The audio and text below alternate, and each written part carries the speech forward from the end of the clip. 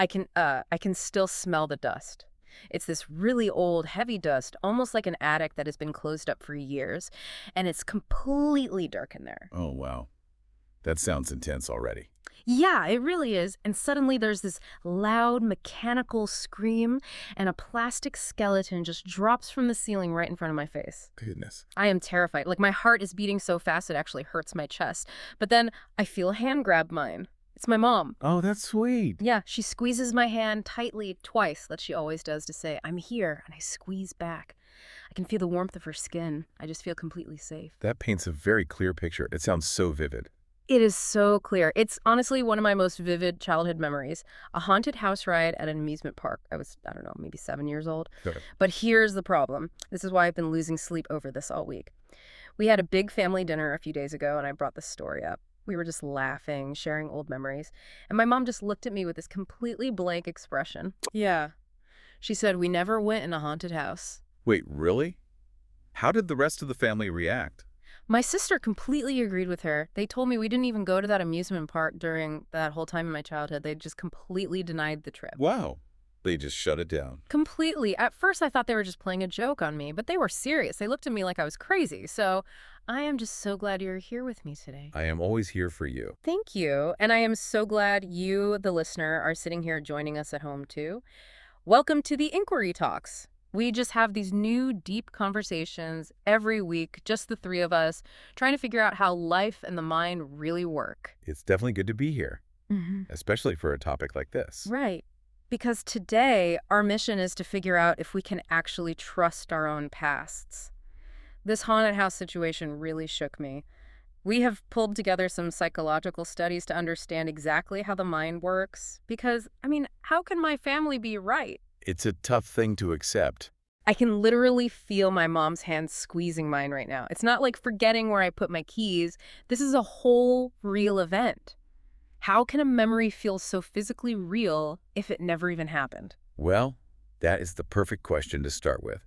And I want you to know, right off the bat, that your confusion is completely normal. It is, because I feel a little crazy. You're not crazy at all. Most of us walk around believing a very specific myth about how the brain works. We tend to think our memory is like a video camera. Yes, exactly. Like a recording. You press record, you live your life, and then years later, you just press play and watch the video. Right, it feels that way. We think the file is just sitting there in a locked box in our brain, safe and untouched. Yeah, waiting to be opened. Exactly. But the science shows us that memory is not a video camera at all. A much better way to think about it is to compare it to a Wikipedia page. Wait, a Wikipedia page? But anyone in the world can edit a Wikipedia page. That is the whole point. Every single time you open that page to look at a memory, it goes into edit mode. Edit mode? What do you mean? Well, the memory is not a hard, solid thing. When you bring it up to think about it, it becomes soft again, like wet clay. Okay. And in that soft state, you can accidentally change things. Mm. You might mix in your current mood, or maybe someone just said to you. Yeah. You can add new details or delete old ones without even realizing it. So when I stop thinking about it, does it harden again? Yes, exactly. Yeah. You save the page again, the clay dries. Yeah. But now it includes the new changes. So the next time you open it, you were reading the edited version, completely believing it is the original file. So you are saying my brain is just a really good storyteller. Every time I think about this park, I'm basically opening a document and accidentally typing new words into it. You are rebuilding the memory every single time you remember it. You're actually remembering the last time you thought about it, not the original event. That is wild. Yeah. But what about the physical feeling? Why can I feel the squeeze of the hand or my heart beating fast? Well, to answer that, we need to look at how the body reacts to the stories the brain tells. There's a really fascinating psychological study about this exact thing. Okay, tell me, because I really need to know why my heart still pounds when I think about that plastic skeleton. So, researchers studied a group of people who truly believed they were abducted by space aliens. Space aliens? Uh-huh. Seriously? Yes, really. Now, obviously, science tells us these alien abductions did not physically happen in the real world. Right. But the researchers didn't want to argue about facts. They wanted to see what happens in the physical bodies of these people when they tell their stories. So they hooked them up to machines. Oh, to check their vitals. Exactly. They monitored their heart rates, their sweating, and their muscle tension while they remembered being taken by the aliens. I would guess they got pretty worked up. Oh, absolutely. Yeah. Their bodies reacted as if they were in extreme, life-threatening danger. Wow. Their heart rates went way up. They started sweating heavily. Their muscles tensed. Their physical bodies reacted just as intensely as someone who is remembering a real documented trauma, like a terrible car accident. Oh my God. So the physical body doesn't actually know the difference between a true memory and a false one. No, it doesn't. The body only listens to the brain. If the brain's story says we were terrified, the body just pumps out fear chemicals. So my emotion is real. Yes, the emotion is 100% real. Your fear in the dark, the feeling of safety with your mom, those are real emotions. The physical reaction happened. It's just the event itself, the facts to the story that might be edited. That is blowing my mind. But wait, let's just slow down for a second. I still don't understand how the fake stuff gets in there. What do you mean? I mean, if I didn't go to a haunted house, where did the haunted house come from?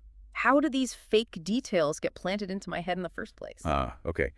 To understand that, we have to talk about how the brain saves energy. Saves energy. Yeah, the brain is incredibly busy. Mm. It has a lot of work to do every single second, just keeping you alive. So it uses mental templates. In psychology, they call them schemas, but we can just think of them as blueprints or shortcuts. Shortcuts, like saving time by not looking at every single detail. Exactly. Think of your brain like a computer trying to save storage space. Instead of recording every single tiny detail of a room, it uses a shortcut. Give me an example. Okay, if I ask you to imagine a normal restaurant, what do you expect to see? Well, I expect to see tables, chairs, people eating, menus, maybe a waiter walking around. Right. Now imagine you go to a new cafe Yeah. and you only stay for 2 minutes to grab a quick coffee. A week later, I ask you what was inside. Okay. Your brain might not have saved a perfect video of the cafe. Instead, it pulls up your restaurant blueprint. Yeah. It might automatically tell you there were menus on the tables, even if this specific cafe it didn't have any menus at all. Oh, I see. Your brain just fills in the blanks to make the story complete and normal. Okay, so if I have a real memory of going to an amusement park at some point, my brain's blueprint for an amusement park includes loud rides, the smell of popcorn, and maybe a haunted house, Yes. because those things just belong there. And your brain just drops those missing puzzle pieces in to finish the picture. This process leads to something called the misinformation effect. The misinformation effect. Yeah.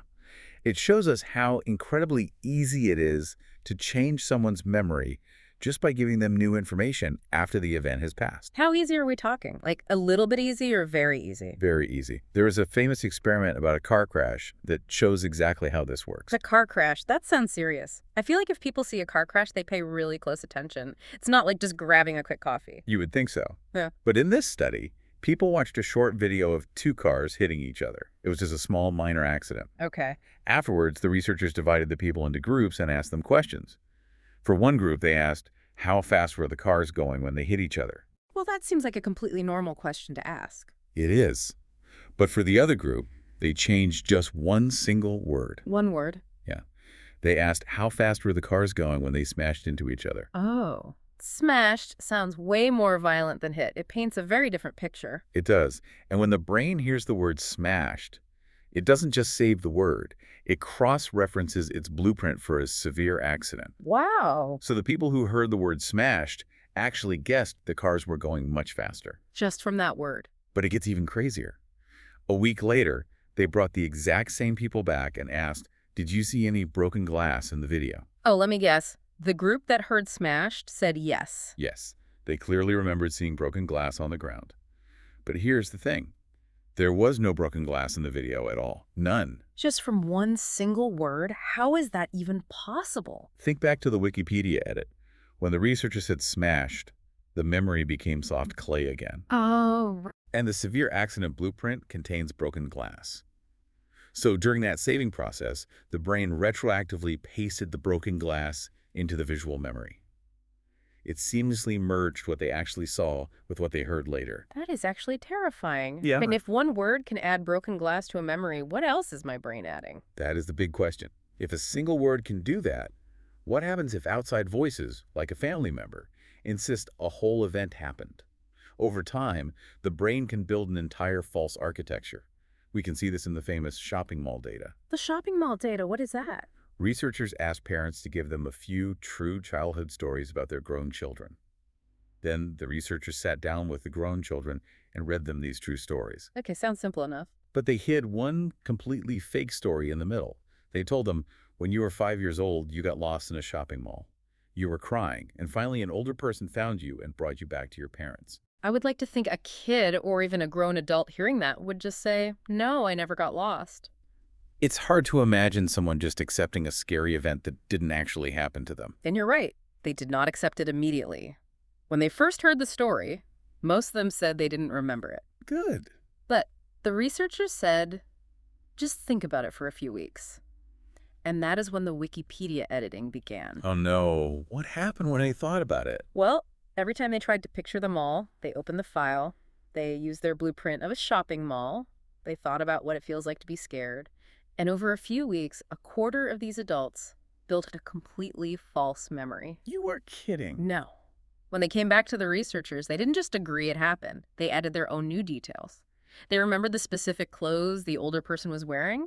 They remembered the exact feeling of panic in their chest. Wait, so if I watched a really scary movie about a haunted house around the same time I went to an amusement park, did my brain just cut and paste the movie Fear into the PARA memory? Like a giant autocorrect mistake? Yes, the brain is the ultimate autocorrect. It takes the intense feeling of fear from the movie, the physical setting of the amusement park, and the comforting feeling of your mom holding your hand, and it just stitches them all together into one story. Oh my goodness. It makes a beautiful, complete Wikipedia page. This is so hard to accept because if you ask me right now, even after hearing all this science, I am 100% sure I was in that haunted house. I can see it. I'm completely confident. Doesn't that confidence mean something? This is where the science gets really strange, and it is the most important thing to understand about memory. Are you ready for the big twist? I don't know if I am, but we have come this far. Tell me. Confidence does not mean truth. Confidence does not mean truth. Exactly. Just because you are completely undeniably sure that something happened does not mean it actually happened factually. In fact, false memories can sometimes last longer and feel even more real than true memories. But why? Why in the world would a fake memory feel more real than a true one? Because true memories are often messy. They are blurry, full of random gaps, and kind of confusing. Life doesn't always make perfect sense. That's true. But a false memory, your brain builds it perfectly from scratch. It uses your blueprints, so everything fits together smoothly. It makes sense. It feels incredibly clear and solid because your brain designed it that way. You were saying my brain makes the fake memories better than the real ones. Basically, yeah. Yeah. Think about a photo editing program. If you take a raw photo, it might have bad lighting. But if you edit it, you can make it look perfect. There is a study about hot air balloons that proves this. Oh, tell me about this one. Researchers took real childhood photos of people and used Photoshop. They cut out the person and their family and pasted them into a picture of a hot air balloon basket. So they created a fake visual proof of a family trip. Exactly. A trip that never existed. They showed these fake photos to the people and said, tell us everything you remember about this hot air balloon ride. And because there was a photo, their brains just started building the memory. Yes. Just like the mall study, it took a little time. But soon, they were describing the weather that day. They were describing the feeling of the hot air from the fire and the wind on their faces. They remembered the wind. Yes. Yeah. One person vividly remembered looking down over the edge of the basket and waving to their mother on the ground. They built a perfect, confident memory for an event that never, ever existed. It's just incredibly unsettling. I mean, if I can be 100% sure about a hot air balloon or a haunted house, it makes me look back at all my core memories. It makes me wonder which parts are mine and which parts I just stitched together from photos or old stories. I know, it's a lot to take in. It feels like the ground is shaking under my feet. Can I trust my own mind at all? I know, it can feel very overwhelming to realize your mind is doing this. But I want to reassure you, and everyone listening right now, that this is not a bad thing. It's not. No, your brain is not broken. You are not losing your mind. This happens to everyone, every single day. It does. Are you sure? Absolutely. Let's do a quick test right now. Picture the classic Monopoly board game. You know the mascot, the Monopoly man? Yeah, the older gentleman with the black top hat and the big mustache. Right. Yeah. Does he wear a monocle? You know, one of those single eyeglasses on a chain over one eye? Oh, yes. He definitely has a monocle. I can see it as clear as day. Most people say yes, they can see it clearly, but he doesn't. He has never had a monocle in the history of the game. What? No, that can't be right. I can swear he has a monocle. I promise you he doesn't. Huh. This is called the Mandela Effect. It is a false memory that is shared by thousands, sometimes millions of people. But why do we all see it? Because we expect a rich, older gentleman in a top hat from that time period to have a monocle. That is our blueprint for that kind of character. So our brains just put it there. We all autocorrect the Monopoly man. Okay.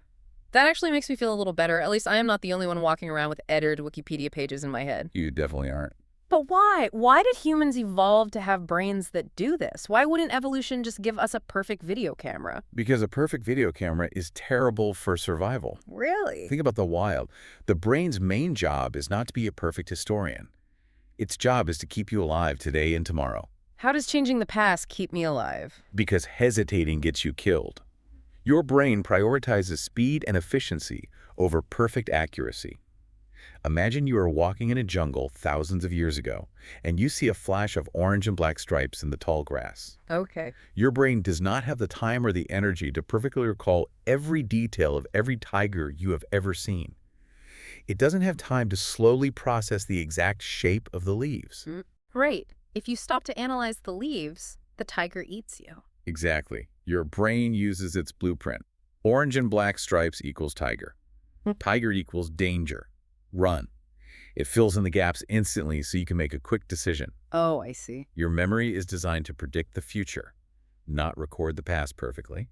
It takes past experiences, finds the meaning or the main lesson, and uses it to help you survive right now. So it wants the lesson, not the exact facts. Yes. It chooses the big picture meaning over the tiny perfect details. So my brain really isn't broken. It's just doing its job. It is choosing the big picture. That is exactly what is happening. When I think about that haunted house, I guess the facts might be wrong. Maybe my mom is right and it wasn't a haunted house at all. Maybe I was just in a dark movie theater, or maybe I was scared by a dog in the street and my brain mixed it up with a scary movie. It's very possible. But my brain remembers that I was terrified and I reached out and I felt completely safe holding my mom's hand. Yes. The facts got mixed up, but the emotion didn't. And that feeling of safety, that deep connection with my mom, that is the real truth. That is the lesson my brain wanted to keep and carry forward, even if the haunted house itself wasn't real. You've hit the nail on the head. The facts of the memory might be a little blurry or stitched together, but the meaning behind the memory, the feeling of being loved and protected when you were scared, that is incredibly valuable. That is true. Wow. Memory is not a perfect mirror reflecting reality. It is a story we continuously rewrite to make sense of our lives and to protect ourselves. A story we rewrite? I like that so much better than a broken video camera. It makes me feel like my mind is trying to help me, not trick me. It is always trying to help you. It builds the story that you need to navigate the world. This has been such a journey today. I mean, we started out with me feeling like I was losing my mind. And now I feel like I understand myself and my brain a little bit better. Thank you for walking me through this. Of course. It just goes to show that our imperfections are actually our biggest strengths. It really does. And for you, listening at home with us, I want to leave you with something completely new to think about tonight.